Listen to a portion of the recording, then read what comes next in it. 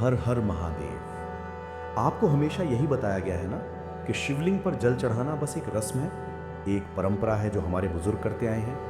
पर जरा सोचिए, अगर ये सारी बातें बस एक बहुत बड़ा अधूरा सच हो, अगर शिवलिंग पर जल चढ़ाने में एक ऐसा विज्ञान छुपा हो जो आपकी पूरी ऊर्जा को बदल सकता है, एक ऐसी शक्ति जो ब्रह्मांड से सीधा कनेक्शन बना सकती है, बस आपको कभी सही तरीका ही नहीं बताया गया।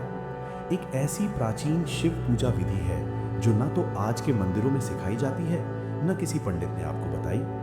इतनी ताकतवर कि अगर हर भक्त इसे सही तरीके से करने लगे तो मनोकामना पूर्ति इतनी तेज हो जाए कि लोग हैरान रह जाए। ये कोई अंधविश्वास नहीं है, ये कोई दिखावे की पूजा नहीं है, ये तो उस ब्रह्मांडीय ऊर्जा को जगाने का तरीका है जिसे हमारे ऋषि सदियों पहले जानते थे और जिसे आज की भाग-दौड़ भरी पूजा में भुला दिया गया है। वो विधि जो महादेव को सीधे आपकी भावना से जोड़ती थी, और अब वही तरीका आपके सामने खुलने जा रहा है। न भीड़, न जल्दबाजी, बस एक पवित्र क्रम जो आपके शिवलिंग पर जल चढ़ाने को एक साधारण रस्म से एक शक्तिशाली आध्यात्मिक क्रिया में बदल देगा। इस वीडियो में हम उसी गुप्त विधि को आपके सामने लाएंगे जो आपके भोलेनाथ से संबंध को गहरा कर देगी। तो अगर आपके मन में कभी ये सवाल उठा हो, क्या मेरी पूजा सही तरीके से हो रही है, क्या शिवजी मुझे सुन रहे हैं, क्या मेरी मनोकामना पूरी होगी, तो जवाब है हाँ, बिल्कुल। बस अब वक्त आ गया है उस सही क्रम को जानने का जो शायद सदियों से बस इंतजार कर रहा था, आपके जागने का। आज हम मंदिर जाते हैं तो क्या होता है, भीड़ में लाइन लगाते हैं, जल्दी जल्दी शिवलिंग पर जल डालते हैं, घंटी बजाते हैं और बाहर आ जाते हैं।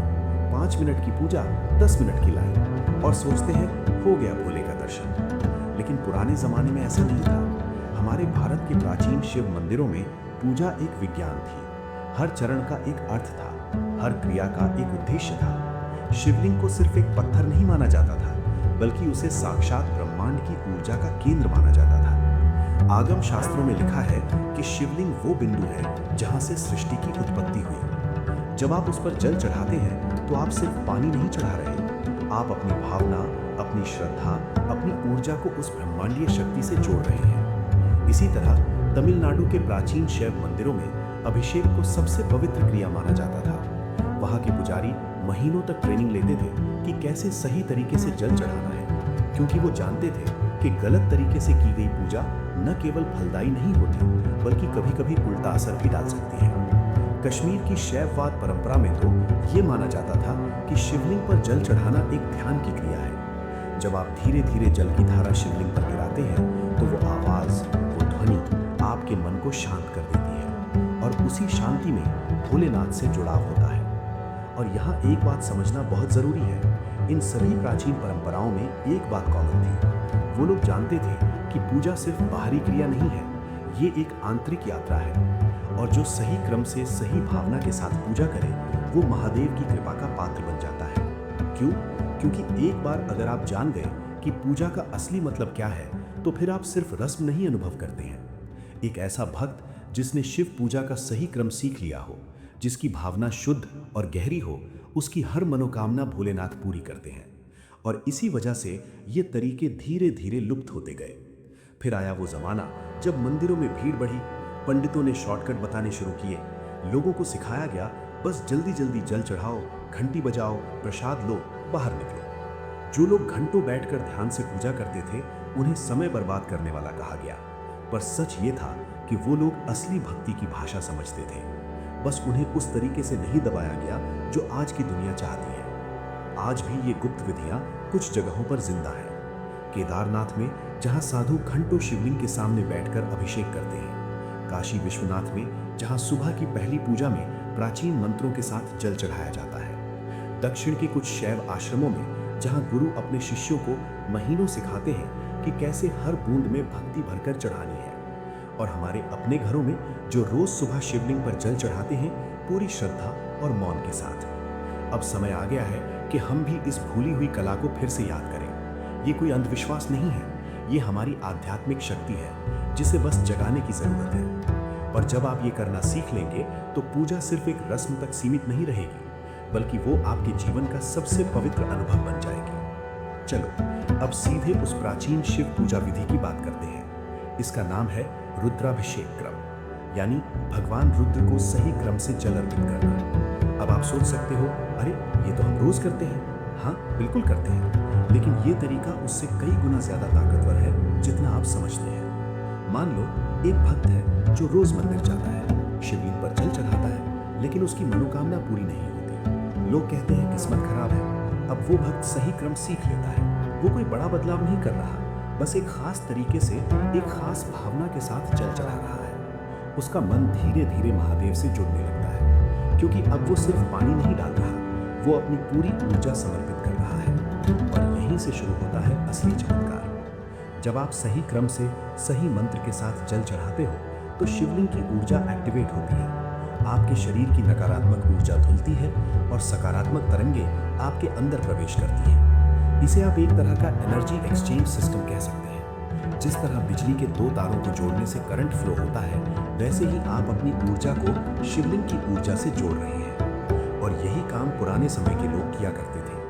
जब कोई राजा युद्ध में जाने वाला होता था तो वो रात भर शिवलिंग पर जल चढ़ाकर ध्यान में बैठता था। जब कोई साधक मोक्ष की कामना करता था तो वो सोमवार के दिन 108 बार विधिवत जल चढ़ाता था, और ऐसा करने से उनकी मनोकामनाएं पूरी होती थी। अब जरा सोचिए, आज हम क्या करते हैं? हम भागते हैं, जल्दबाजी करते हैं और मन में कहीं सोचते रहते हैं कि काम पर लेट हो जाऊंगा, बच्चों को स्कूल छोड़ना है, ऑफिस पहुंचना है, और फिर वही होता है।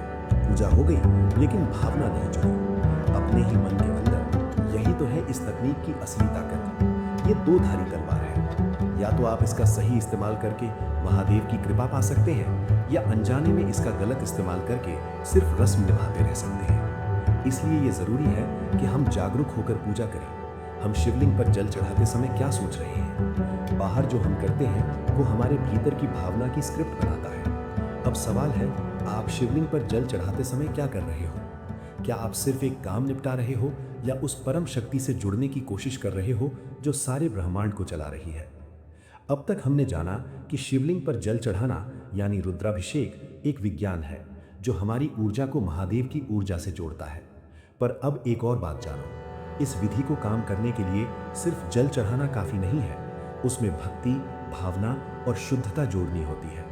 सिर्फ शिवलिंग पर बाल्टी भर पानी डालने से कुछ नहीं होगा। अगर आपके अंदर से आवाज आती है जल्दी करो लेट हो रहा है, तो वो अभिषेक काम नहीं करेगा। असल ताकत आती है भावना के साथ की गई पूजा से। अब ध्यान से सुनो, यही चीज महान शिव भक्तों को अलग बनाती है। रावण ने शिवलिंग स्थापित करते समय इतनी गहरी भक्ति से पूजा की कि भोलेनाथ प्रकट हो गए। भस्मासुर ने तपस्या की, लेकिन उसकी भावना अशुद्ध थी, इसलिए उसे वरदान तो मिला पर वो उसके विनाश का कारण बना। मार्कंडेय ऋषि ने 16 साल की उम्र में शिवलिंग को गले लगाकर ऐसी भक्ति की कि यमराज को भी पीछे हटना पड़ा। सोचो, क्या इन लोगों के पास कोई जादुई शक्ति थी? नहीं, उनके पास थी गहरी भक्ति, भावना और सही विधि। उसी तरह आज भी कई साधारण लोग हैं जो रोज घर पर शिवलिंग पर जल चढ़ाते हैं और उनकी हर मनोकामना पूरी होती है। लोग हैरान होते हैं, बोलते हैं इतना भाग्यशाली कैसे है? पर वो जानते हैं कि एक विधि उनके अंदर जिंदा है और वो सिर्फ उसे सही तरीके से फॉलो कर रहे हैं। अब जरा ये सोचो, ऐसे महान भक्त क्या किसी और ग्रह से आए थे? नहीं, उनके पास कोई रहस्यमय मंत्र नहीं था, बस एक तकनीक थी जो अब धीरे धीरे लुप्त हो रही है। क्यों लुप्त हो रही है? क्योंकि अगर हर भक्त को ये सिखा दिया जाए कि वो सही विधि से पूजा करके सीधे महादेव से जुड़ सकता है, तो बीच के सारे दलाल, सारे ढोंग, सारे झूठे पंडित का धंधा बंद हो जाएगा।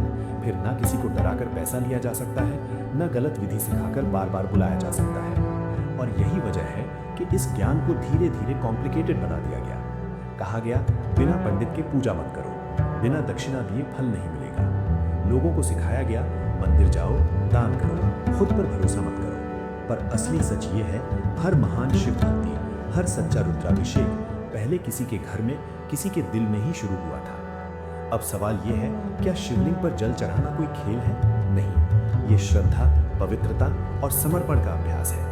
हर दिन कुछ मिनट के लिए अपने मन को शांत करके भोलेनाथ को जल अर्पित करना। पर ध्यान रखना, उस जल के साथ दिल से भावना जोड़ना जरूरी है। मतलब सिर्फ ये सोचना नहीं कि मैं पूजा कर रहा हूँ, बल्कि उसे इस तरह महसूस करना जैसे भोलेनाथ सामने खड़े हैं और आप उन्हें स्नान करा रहे हैं। जैसे एक बच्चा अपनी माँ की सेवा करता है, वैसे ही आप अपने महादेव की सेवा कर रहे हैं। माँ की सेवा में पूरी तरह खो जाता है। वैसे ही उस पूजा में डूब जाना और फिर देखना भोलेनाथ आपकी हर मनोकामना पूरी करने के लिए रास्ता बनाना शुरू कर देंगे। ये कोई चमत्कार नहीं है, यह है प्राचीन शिव भक्ति विज्ञान। अब तक आपने समझा कैसे शिवलिंग पर जल चढ़ाना यानी रुद्राभिषेक एक गहरी आध्यात्मिक क्रिया है। अब सवाल उठता है, ठीक है, करना क्या है, सही क्रम क्या है? चलिए बिल्कुल आसान भाषा में स्टेप बाय स्टेप पूरा सिस्टम बना देते हैं। ये है शिवलिंग पर जल अर्पित करने का संपूर्ण सही क्रम। स्टेप 1, शुद्धि और तैयारी 5 मिनट। सबसे पहले स्नान करके शुद्ध वस्त्र पहनिए, अगर संभव हो तो सफेद या भगवा रंग के कपड़े पहने। फिर अपने हाथ पैर धोकर आचमन करें, यानी थोड़ा सा जल हाथ में लेकर 3 बार पी लें। ओम केशवाय नमः, ओम नारायणाय नमः, ओम माधवाय नमः बोलते हुए। ये शरीर और मन की शुद्धि के लिए है। अब शिवलिंग के सामने बैठें, एक गहरी सांस लें और अपने मन को शांत करें। सोचें कि आप अब भोलेनाथ की उपस्थिति में हैं। स्टेप 2, संकल्प लेना 2 मिनट। अब अपने दाहिने हाथ में थोड़ा सा जल लें और संकल्प बोलें, ओम श्री महागणाधिपतये नमः। अद्य सर्व कार्य सिद्ध्यर्थम श्री महादेवस्य प्रीत्यर्थम जलाभिषेकम करिष्ये।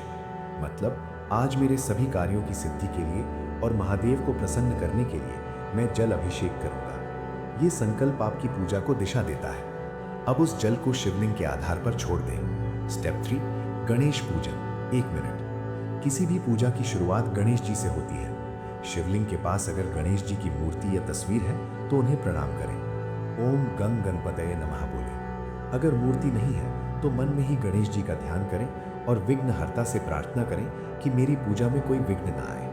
स्टेप 4, ध्यान करें महादेव का 2 मिनट। अब शिवलिंग को देखें, आंखें बंद करें और मन में महादेव का ध्यान करें। कल्पना करें कि शिवलिंग के अंदर साक्षात भोलेनाथ विराजमान है। जटाओं में गंगा है, मस्तक पर चंद्रमा है, गले में नीलकंठ की नीलिमा है, त्रिशूल और डमरू हाथों में है। ये ध्यान आपकी भक्ति को गहरा करता है। स्टेप 5, अब जल अभिषेक का सही क्रम 10 से 15 मिनट। ये सबसे महत्वपूर्ण चरण है, ध्यान से सुनिए। एक लोटे या कलश में शुद्ध जल भरें। अगर गंगा जल हो तो सर्वोत्तम, नहीं तो घर का साफ जल भी चलेगा। अब उस जल में थोड़ा सा दूध मिला सकते हैं, वैकल्पिक है लेकिन शुभ माना जाता है। अब बहुत महत्वपूर्ण, धीरे धीरे जल चढ़ाएं।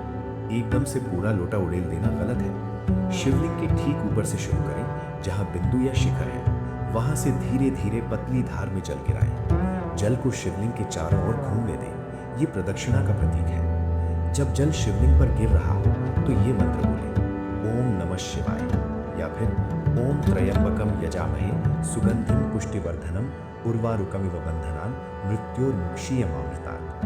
ये महामृत्युंजय मंत्र है, बहुत शक्तिशाली है। अगर ये नहीं आता तो बस ओम नमः शिवाय ही बोलते रहें।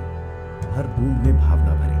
सोचें कि आप भोलेनाथ को स्नान करा रहे हैं, उनके शरीर की धूल धो रहे हैं, उनकी सेवा कर रहे हैं। कम से कम 108 बार ओम नमः शिवाय बोलें जब तक जल चढ़ा रहे हैं। माला से गिन सकते हैं या मन में काउंट कर सकते हैं। जल अभिषेक के बाद शिवलिंग को साफ जल से एक बार और धो दें। ये अंतिम स्नान है। स्टेप 6, बिल्व पत्र और पुष्प अर्पण 3 मिनट। जल अभिषेक के बाद बिल्व पत्र यानी बेल के पत्ते चढ़ाएं। 3-3 पत्तों का एक समूह शिवलिंग पर रखें, ओम नमः शिवाय बोलते हुए। बिल्व पत्र भगवान शिव को अत्यंत प्रिय है। अगर बिल्व पत्र नहीं है तो धतूरा के फूल, सफेद आग के फूल या कोई भी सफेद पुष्प चढ़ा सकते हैं, लेकिन ध्यान रहे केतकी का फूल कभी नहीं चढ़ाना, ये वर्जित है। स्टेप 7, धूप, दीप और नैवेद्य 3 मिनट। अब धूप अगरबत्ती जलाएं और शिवलिंग के सामने 3 बार घुमाएं, दक्षिणावर्त यानी दाईं ओर। फिर घी का दीपक जलाएं और वैसे ही 3 बार आरती करें। अब नैवेद्य यानी प्रसाद चढ़ाएं, फल, मिठाई या जो भी आपने बनाया हो। ओम नमः शिवाय बोलते हुए भोलेनाथ को भोग लगाएं। स्टेप 8, आरती और प्रार्थना 5 मिनट। अब शिव आरती करें। जय शिव ओमकारा हरि ओमकारा, ब्रह्मा विष्णु सदाशिव अर्धांगी धारा। अगर घंटी है तो बजाएं, ताली बजा सकते हैं। पूरे भाव से आरती गाएं। आरती के बाद हाथ जोड़कर प्रार्थना करें, हे भोलेनाथ, आपने मुझे ये अवसर दिया कि मैं आपकी पूजा कर सकूं। इसके लिए आपका धन्यवाद। मेरी सभी मनोकामनाएं पूर्ण करें, मुझे और मेरे परिवार को स्वस्थ और सुखी रखें और मुझे हमेशा आपकी भक्ति में लगाए रखें। ओम नमः शिवाय। स्टेप 9, प्रदक्षिणा और प्रणाम 2 मिनट।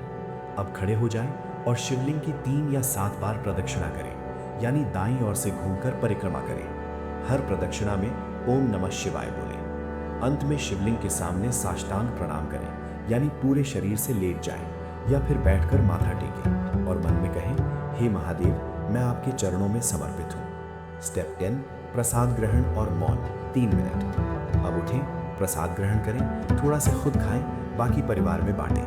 प्रसाद लेने के बाद कुछ देर मौन रहें, भोलेनाथ के ध्यान में बैठें, उनकी उपस्थिति को महसूस करें। ये बहुत ज़रूरी है। पूजा के तुरंत बाद बातें करना या शोर करना पूजा की ऊर्जा को तोड़ देता है। कुछ ज़रूरी बातें याद रखें। अगर रोज़ नहीं कर सकते तो सोमवार को ज़रूर करें, लेकिन कंसिस्टेंसी बनाए रखें। शिवलिंग हमेशा साफ रखें, धूल या गंदगी ना जमने दें। जल अभिषेक के बाद का जल फेंके नहीं, उसे किसी पौधे में डाल दें या साफ जगह पर। महिलाएं मासिक धर्म के दौरान शिवलिंग को छू नहीं सकती, लेकिन दूर से प्रणाम कर सकती हैं और मन में पूजा कर सकती हैं। पूजा करते समय मोबाइल फोन दूर रखें, किसी तरह की डिस्ट्रैक्शन ना हो। जल अभिषेक तांबे के लोटे से करें तो सर्वोत्तम। तांबा पॉजिटिव एनर्जी का कंडक्टर है। अगर घर में शिवलिंग नहीं है तो मंदिर जाकर भी यही क्रम फॉलो कर सकते हैं, सिर्फ थोड़ा एडजस्ट करना होगा। अब सोचो, अगर रोज या हफ्ते में एक बार इस सही क्रम से पूजा की जाए तो आपकी भक्ति कितनी गहरी हो जाएगी, भोलेनाथ से आपका कनेक्शन कितना मजबूत हो जाएगा और आपकी हर मनोकामना कैसे पूरी होने लगेगी। अब जरा कुछ पल के लिए चुपचाप बैठो और सोचो, क्या हो अगर तुम सच में महादेव से जुड़ जाओ? क्या हो अगर तुम्हारी हर पूजा एक गहरा अनुभव बन जाए? आज जो शिवलिंग पर जल अर्पित करने का सही क्रम आपने सीखा, वो कोई कॉम्प्लिकेटेड रिचुअल नहीं है, ना ही कोई किताब से उठाया गया फैंसी आइडिया है। ये एक जीवित परंपरा है जो सदियों से महान शिव भक्तों ने फॉलो की, लेकिन इसे आम लोगों से धीरे धीरे छिपा लिया गया। क्योंकि अगर हर भक्त को ये समझ आ जाए कि वो सही विधि से सीधे भोलेनाथ से जुड़ सकता है, तो बीच के सारे ढोंग, सारे झूठे पंडित, सारे बिजनेस की दीवारें खुद ब खुद गिर जाएंगी। यही कारण है कि इसे कॉम्प्लिकेटेड बनाया गया, डरावना बनाया गया। और अब तुम्हारे पास ये रहस्य है। अब ये तुम पर है। क्या तुम इसे रोज अपनाकर एक सच्चे शिव भक्त बनना चाहोगे या फिर दूसरों की बताई हुई अधूरी विधि से जीते रहोगे? अगर इस वीडियो ने तुम्हारे अंदर कोई एक भी बात को छू लिया हो, अगर तुमने एक पल के लिए भी भोलेनाथ की उपस्थिति को महसूस किया हो, तो इसे अपने जैसे किसी शिव भक्त के साथ ज़रूर शेयर करना जो इस समय खुद को भोलेनाथ से दूर महसूस कर रहा हो। क्योंकि उसे शायद कोई ये याद दिलाने वाला नहीं है कि भोलेनाथ तो हर पल उसके साथ है, बस सही तरीके से पुकारना है। और हाँ, अगर तुम सच में कल से ये विधि शुरू करना चाहते हो तो कमेंट में लिखो, हर हर महादेव, मैं कल से सही क्रम से पूजा करूँगा। क्योंकि जब तुम पब्लिकली कमिट करोगे तो तुम्हारा मन उसे सीरियसली लेगा। और एक हफ्ते बाद वापस आकर अपना एक्सपीरियंस जरूर शेयर करना। कैसा लगा, क्या बदलाव महसूस हुआ? हम सब मिलकर एक शिव भक्ति कम्युनिटी बनाएंगे जहां हर कोई अपना अनुभव शेयर करेगा और दूसरों को इंस्पायर करेगा। अगर ऐसे ही और गहरे, सच्चे और भक्ति से भरे वीडियो चाहिए तो डोपामाइन को सब्सक्राइब जरूर करना। अगली वीडियो में हम बात करेंगे महाशिवरात्रि की रात को कैसे पूजा करें कि भोलेनाथ की कृपा बरस जाए, वो भी स्टेप बाय स्टेप पूरी विधि के साथ।